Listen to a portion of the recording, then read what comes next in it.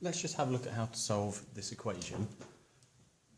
There's a very tempting start to make with this question, and we must avoid it. The most common mistake that students will make is they'll do this.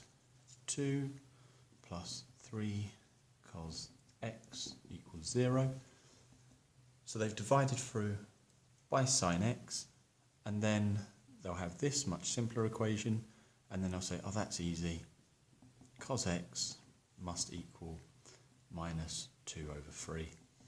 And then they will list their solutions. Inverse cos of minus 2 over 3 equals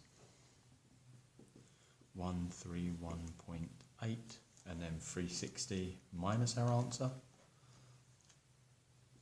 228.2, plus or minus 360 to both of those, depending on the set of values for x for which we need to solve this. Now that appears to be absolutely fine. However, we shouldn't divide through by sine x for one very good reason. Sine x equals 0 is a valid solution to this equation. So what we're going to do instead, we're going to pull out a factor of sine x, leaving us with 2 plus 3 cos x.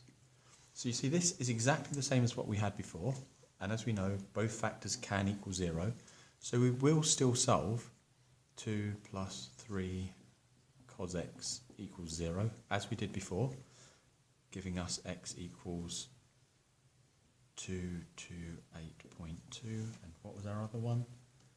Inverse cos of minus 2 divided by 3.